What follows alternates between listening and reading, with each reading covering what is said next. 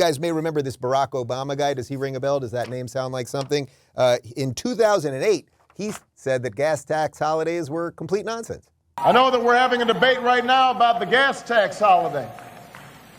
I know how brutal this is on folks right now, and I know they need relief, which is why I've offered a middle-class tax cut for every American, $1,000 for working families, so that they can deal not only with rising gas prices, but rising health care costs and rising grocery costs.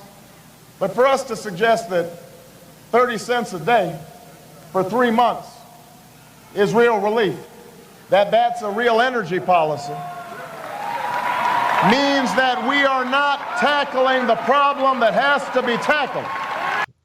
Man, if Joe Biden had any clue what was going on, he would not be happy hearing that from Barack Obama, who he ended up being VP for.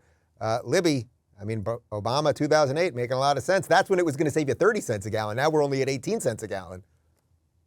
Yeah, but what we see with this administration consistently with regard to energy and resources, as well as all of the other things from, abortion and trans rights and whatever else, we see a desire on their part to remake American society and remake the American economy to fit their utopian ideal of what they think we should be doing. They don't care about average American people. They don't care about how we're going to feed our families. They don't care about how we're going to fill our tanks or drive around or lead our lives in the independent and individualistic ways that we would prefer to. No, instead, they want us to rely on their own ideas of what they believe is appropriate, whether it's the sun and the wind or whatever else, the electric vehicles that actually run on coal power, and they refuse to actually admit that that's what's going on. Our grid can't handle this stuff. And they've also been waging a war against nuclear energy, which is profoundly stupid, since nuclear energy is clean, efficient, and effective, and could do an awful lot in order to power and shape our economy. But no, they have this absurd moral view, and they just want us to do what they say. And I'm so sick of it. I hate it so much. Libby, you're giving me answers to a problem, but you're forgetting about some other guy across the world who we have to blame for all of our problems. We even have video of somebody blaming that guy. Video. And let's remember how we got here. Putin invaded Ukraine. Putin invaded Ukraine with 100,000 forces. So for all those Republicans in Congress criticizing me today for high gas prices in America, are you now saying we were wrong to support Ukraine? Are you saying we were wrong to stand up to Putin? Are you saying that we would rather have lower gas prices in America and Putin's iron fist in Europe? All right. First off, yes, I think a lot of people are saying that. Number two, gas, as we've covered here many times, was up already over $1 a gallon before Putin went into Ukraine, et cetera, et cetera.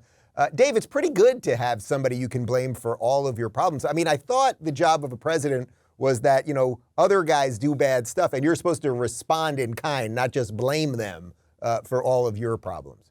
Yeah, I mean, it's ridiculous. We see that it's ridiculous, but it's a continuation of what seemed to work out pretty well for the Democrats for the last 5-6 years, which is just Putin is the boogeyman.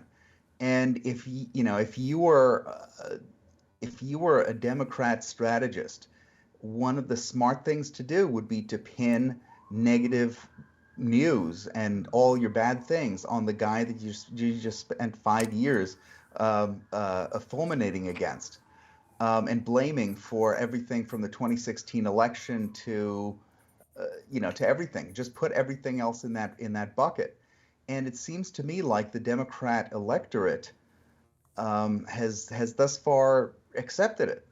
I don't think I think that crowd of people, as we've seen from the approval polling for Joe Biden, I think that number is dropping like a stone.